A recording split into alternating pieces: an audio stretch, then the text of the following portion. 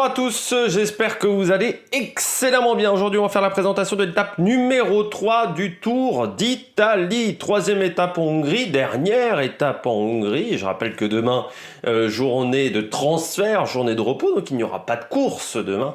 Heureusement, il y aura quand même des vidéos sur la chaîne, notamment on parlera de Formule 1 demain, parce qu'on fera certainement le débrief du Grand Prix de Miami. Sur les 4 jours de Dunkerque, je ne pense pas qu'il y aura de vidéo. J'ai un peu suivi la course, mais j'ai pas vraiment regardé attentivement pour vous faire un débrief vraiment de qualité ou après je peux parler un peu des 4 jours de Dunkerque, mais alors vraiment une vidéo rapide et bon, je sais pas très clairement, mais il y aura au moins de la Formule 1 demain pour cette journée de repos. N'hésitez pas à vous abonner à la chaîne, à réagir dans les commentaires, à mettre un pouce bleu, à partager la vidéo sur les réseaux sociaux si vous pensez que ça peut intéresser vos proches. Dans les commentaires, n'hésitez pas à mettre vos favoris. N'hésitez pas également à réagir au petit sondage. Je ne sais pas encore, ça sera lequel le sondage. Il y aura 2 sondages comme tous les jours sur la chaîne. On les débriefera lors de la vidéo qui reviendra sur l'étape numéro 3 qui sera ce soir à 21 h. Quand vous vous abonnez à la chaîne, ce qui est déjà extrêmement bien, on est maintenant plus de 1250, le Giro marche bien. N'hésitez pas également à activer la petite cloche, comme ça vous êtes au courant des dernières vidéos qui sortent sur la chaîne, notamment sur les autres disciplines que le cyclisme. Mais également, moi ça m'arrange la petite cloche, comme ça vous avez plus de chances de cliquer rapidement sur la vidéo une fois qu'elle est mise en ligne. C'est-à-dire qu'elle sera plus mise en avant par YouTube, car dans l'algorithme YouTube, les premières minutes comptent énormément pour mettre en avant une vidéo. Dénivelé positif de cette étape, 1155 mètres. Autant vous dire qu'on n'est pas vraiment sur une étape type Mont Ventoux. C'est une étape pour sprinter.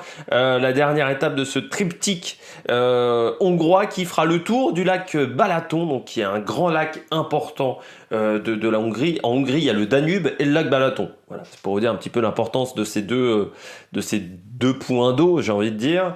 Donc on va contourner le lac Balaton. En fait, pendant toute la journée, on sera plus ou moins à une vingtaine, trentaine de kilomètres du lac Balaton et on finit sur les rives du lac Balaton pour le sprint de cette étape. C'est pas une étape vraiment très spectaculaire encore, hein. De toute façon, ce départ en Hongrie, bon, on aurait pu... Alors, il y a quelques points qui sont assez jolis, mais bon, à part ça, c'est vrai qu'on reste un petit peu sur notre fin au niveau difficulté en course. On se dit, mais pourquoi on est allé en Hongrie? Il n'y a pas vraiment d'intérêt au niveau sportif, je pense. Au niveau paysage, il y a quelques trucs un petit peu jolis. Par exemple, le château de l'étape 1, c'est assez sympa. Par contre, en dehors de ça, c'est un peu plus compliqué. Mais à partir de l'étape 4, c'est l'Etna. Et on arrive enfin en Italie et avec ce Giro, cette ferveur italienne à chaque fois sur le Giro. J'ai pas grand chose d'autre à dire hein, sur cette étape très clairement. Il n'y a pas... Enfin voilà, en préambule de cette étape, c'est vraiment pour sprinter. C'est vraiment fait pour les sprinters. Et bon, normalement, c'est un sprinter qui doit s'imposer. C'est vraiment une grande surprise qu'une échappée arrive au bout. On va regarder le profil. Comme vous le voyez, on part de Kaspovar pour aller à Balaton-Fured. 201 km entre ces deux villes. On va tourner donc autour du lac Balaton, Balaton-Fured. Il y a quelques noms comme ça qui vont être assez reconnaissables. 2 sprints intermédiaires au kilomètre 67.5 et au kilomètre 147. Au niveau des sprints intermédiaires, le premier donne des points au classement des meilleurs sprinters et des secondes de bonification. Le deuxième ne donne que des bonifications. Mais il donne également des points au classement Inter-Giro. C'est très compliqué à chaque fois sur le Giro, les classements des sprints, parce que vous avez un classement des sprints intermédiaires, alors, qui n'a pas de maillot distinctif, mais qui est très important pour le Giro. C'est des sortes de classements annexes. Et puis vous avez le classement des sprinters, mais qui ne prend pas en compte ce deuxième sprint. Voilà. Et puis vous avez les secondes de bonification qui cette année sont sur les 2 sprints, parce qu'avant les secondes de bonification n'étaient que sur le deuxième sprint, maintenant elles sont également sur le premier sprint. Une fois qu'on a bien nagé dans le règlement qui est assez différent de certaines autres courses, hein, c'est vrai que le règlement italien c'est toujours un petit peu particulier, on y comprend un peu mieux.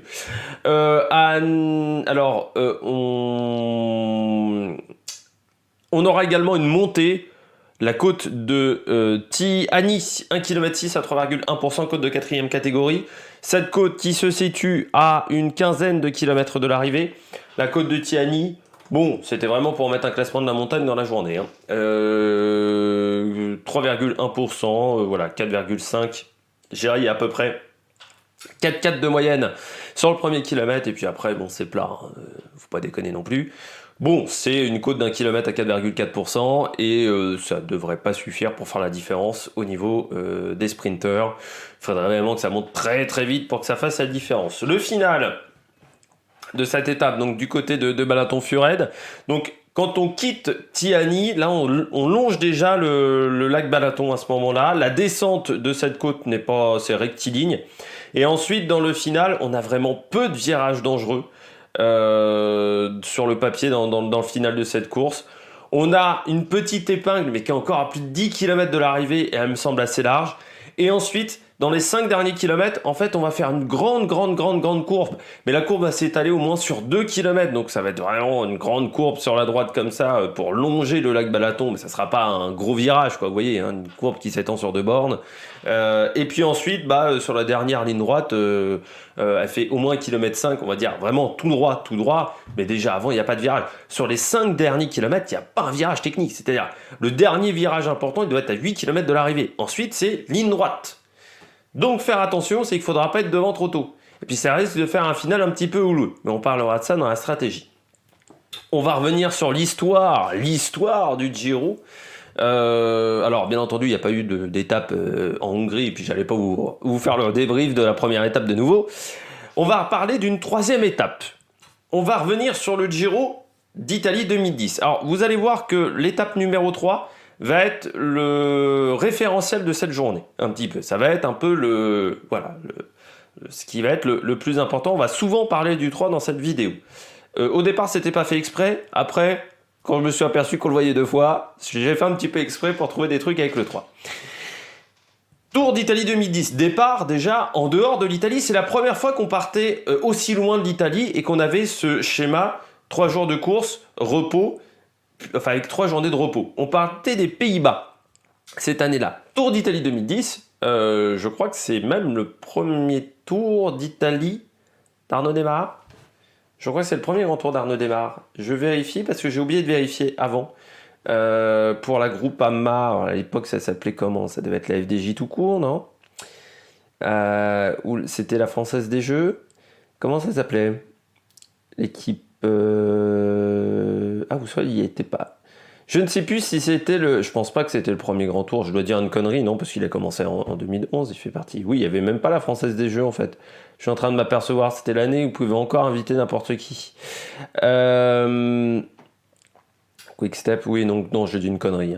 Oui, il n'y avait même pas la Française des Jeux du Monde sur le Tour 2010. Bon, pour revenir à ce Tour 2010, donc, Tour, on partait des Pays-Bas. Étape très nerveuse avec le vent. Ça va être le Tour 2004, le Giro 2013 ou 2014 qui repartait également de l'étranger et peut-être des Pays-Bas. Étape très nerveuse avec le vent, bien entendu. On le sait dès le matin, il va y avoir du vent et surtout, on passe le long de la mer du Nord. Autant te dire que c'est quasiment assuré qu'il y aura une bordure, une échappée part après 2 km, 3 coureurs à l'avant. On a Tom Stanischder de la Rabobank à domicile. Nous avons Oliver Kaizen de Omega Pharma Lotto et Jérôme Pinault de la Quick Step. Omega Pharma Lotto, c'est ce qui est maintenant Lotto Soudal, hein, on peut bien se rappeler. Bon, les 3 hommes de tête vont pas faire énormément long feu, ils sont repris à plus de 90 km de l'arrivée et on arrive le long de la mer du Nord à partir de ce moment-là et le peloton va devenir beaucoup plus nerveux et il va y avoir de nombreuses cassures et surtout de nombreuses chutes car le peloton est très nerveux le long de la mer du Nord et vous voyez, hein, c'est vraiment le territoire idéal pour faire des coups de bordure. Première victime à une quarantaine de kilomètres, entre 40 et 30 km de l'arrivée. Christian Van de Velde, fracture de la clavicule pour le coureur américain qui a été un coureur assez malchanceux pendant sa carrière. Il avait déjà chuté l'année dernière, en 2008. Il avait déjà abandonné sur chute, Christian Van de Velde. Et puis dans le final, voilà, ça va être de nouveau nerveux avec une partie de l'équipe Sky de Bradley Wiggins qui tombe. Bradley Wiggins qui faisait son 2e grand tour en tant que leader du général. Ça va ralentir Cadel Evans qui était à ce moment-là un maillot rose de la course et qui va perdre son maillot rose. Nous avons HTC dans le final du sprint qui va emmener André Greipel. Mais il perd la roue de Matthew Ellegos, qui était ce jour-là son poisson pilote, parce qu'ensuite Goss sera également leader des sprints, notamment alors chez Mitchelton, mais à l'époque ça s'appelait pas Mitchelton Scott. Et il perd la roue de Goss, et c'est Wouter Weiland qui s'impose devant Graham Brown. Graham Brown, pour ceux qui se souviennent, c'est un sprinter, je me branche, qui passait pas un pont d'autoroute. C'était vraiment un sprinter du plat. Donc ce jour-là, c'est Wouter Weiland qui s'impose, et puis Vino prend le maillot rose, Evans perd 46 secondes, avec Cunego Sastre, et Wiggins perd 4 minutes, et ça aura quand même un petit peu des conséquences sur le reste de la course pour le général, parce qu'au final c'est Ivan Basso qui s'impose cette année-là. Alors c'est pas un grand Giro au niveau palmarès, Ivan Basso s'impose, j'ai regardé tout à l'heure mais j'ai oublié de nouveau,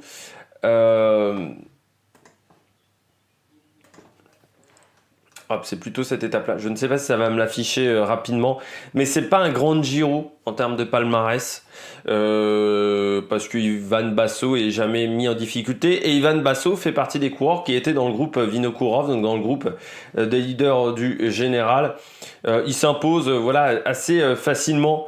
Ivan Basso sur David Arroyo, qui fera pas d'autre classement général de grand tour, et devant Vincenzo Nibali, mais qui était encore très jeune. Nibali gagnera le Tour de France 4 ans après. Scarponi est 4e à l'époque où Scarponi était chez Androni Giocattoli, puis Cadel Evans est 5e, et on a Richie Porte 7e, mais à l'époque il était chez Saxo Bank, il n'était pas du côté de la Sky. Donc voilà, il n'y a pas de grande surprise. Pour tout vous dire, Robert Kieserlowski qui est 10e, fini à 14 minutes, et John Gadret qui est 13e à 23,03. Il est le premier français de ce Tour d'Italie. On va revenir sur Wouter Weiland, le vainqueur du jour. Pour ceux qui ne savent pas, Wouter Weiland, ça a un peu choqué peut-être ma génération de fans de cyclistes. Il va mourir l'année d'après sur le Giro, lors de la 3e étape de ce Tour d'Italie, à cause d'une chute. Il meurt quasiment sur le coup, il tombe, on va dire, face à la première. La seule zone où le cycliste n'est pas protégé va être touché, et il va mourir. Il venait de rejoindre la Léopard, c'est vraiment il a vraiment eu une carrière un peu, où on pensait qu'il pouvait faire beaucoup plus. Alors, bien entendu, il est mort jeune, Wouter Weiland, mais surtout, Wouter Weiland, il avait été énormément critiqué par Lefebvre quand il était chez Quick-Step, qui avait dit oui, il n'est pas suffisamment bon, il n'a pas eu assez de résultats, et ce qui fait qu'il avait été un peu forcé de quitter Quick-Step pour aller chez Léopard, ce qui n'était pas totalement son objectif au départ. Il avait pourtant remporté une étape sur le Tour d'Italie en 2010, donc le Tour d'Espagne en 2008, mais il est énormément critiqué à partir de 2010, où Lefebvre dit oui, il n'est pas assez bon. Ça devait être le nouveau Tom Boonen. Voilà, dans l'idée de Lefebvre, ça devait être le nouveau Tom Boonen, et puis il meurt donc très jeune en 2011. Et c'est une mort qui va énormément choquer à l'époque, la mort de Wouter Weiland. Le lendemain, l'étape est neutralisée, bien entendu, avec Tyler Farrar qui rend hommage à son ami, parce que les deux étaient très proches, avec l'équipe Léopard. Le Dossard 108 de Wouter Weiland, qui normalement aurait dû revenir cette année à la Groupama FDJ, bien été retiré, il n'est plus attribué depuis la mort de Wouter Weiland. C'est pour ça qu'on a le Dossard 109, notamment dans l'équipe Groupama FDJ. Et puis sur le Tour de France, là aussi le chiffre 3, Tyler Farrar va remporter la 3e étape du Tour 2011, et il lui rendra hommage ce jour-là en levant le doigt en l'air, pour ceux qui s'en souviennent. Mais on va encore continuer avec la suite de 3 de cette année 2011. Cette année 2011, la mort de Wouter Weiland, on va enchaîner 3 grosses catastrophes en très peu de temps, en 1 mois et demi à peu près. On va avoir 3 drames dans le monde du cyclisme. Donc le 9 mai, on a la mort de Wouter Weiland, qui est une mort qui va choquer le monde du cyclisme, parce que le dernier mort, il y avait eu un mort l'année d'avant, c'était Casaz Roto, mais c'était sur le Tour du Frioul, et sur une très grande course comme ça,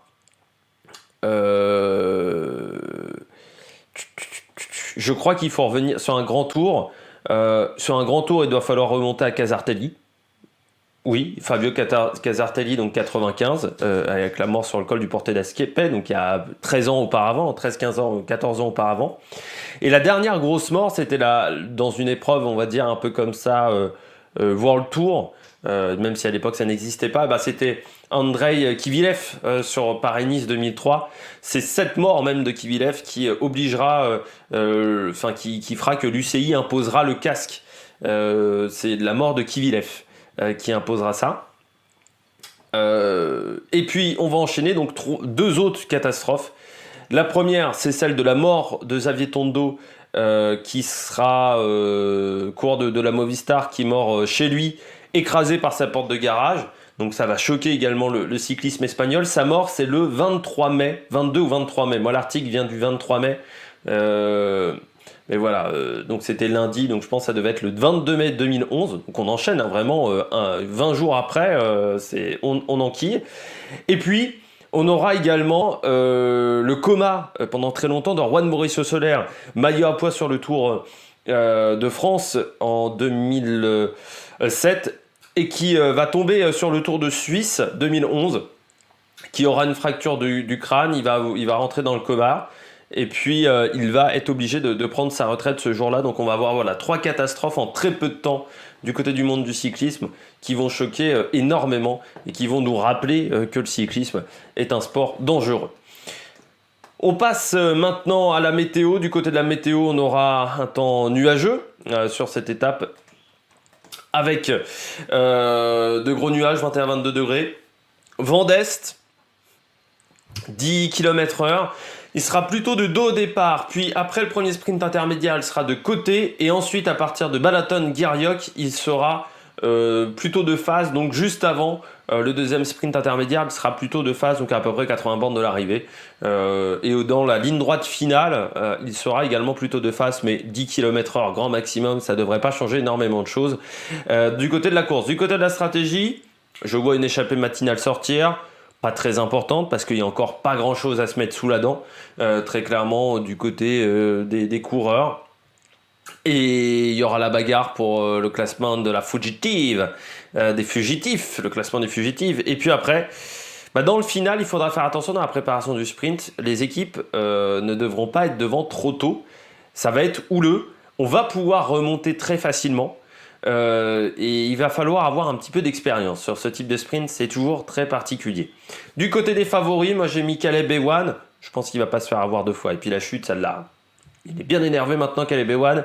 Il a des bonnes jambes, donc je pense qu'il va tenter le coup. Cavendish, il a rouloté lors de l'étape 1, Cavendish. Il est à l'arrière du peloton, il n'a pas fait d'efforts superflus, donc il attend son heure. Le final n'est pas très technique, ça devrait lui convenir à Mark Cavendish. J'ai mis Girmay. Il était très en forme lors de l'étape 1, donc je pense qu'il est capable de faire un bon numéro.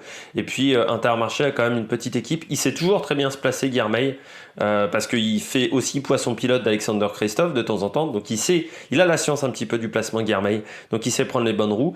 Je ne vais pas Van Der Poel, parce que des fois c'est compliqué de sprinter quand on est maillot rose. Et puis là il va être attendu. Et je vais Arnaud Démare. Arnaud Démare, il a le train autour de lui. C'est pas un sprint trop technique, donc un peu comme Cavendish, je pense qu'il est capable de faire des bonnes choses. Et puis lors de l'étape 1, il a cassé une cale et pourtant il perd pas énormément de temps, je trouve, dans la montée. Donc il est plutôt en forme. La grosse cote, Phil Bolaos, il est tout seul dans son équipe pour le sprint. Il a fait quand même 4e de la classique de Francfort. Et Bolaos, c'est peut-être la seule carte pour lui parce que c'est un sprint où quand tu es tout seul, tu peux bien te démerder quand même en prenant les bonnes roues. Donc Bolaos, pourquoi pas faire une belle performance aujourd'hui. J'espère que vous avez aimé cette vidéo. Si vous avez aimé cette vidéo, n'hésitez pas à vous abonner à la chaîne, à réagir dans les commentaires, à mettre un pouce bleu, à partager la vidéo sur les réseaux sociaux. Et puis nous, on se retrouve pour de nouvelles aventures, pour le débrief, notamment à 21h de cette étape numéro 3. Allez, ciao ciao sur la Mellac Production.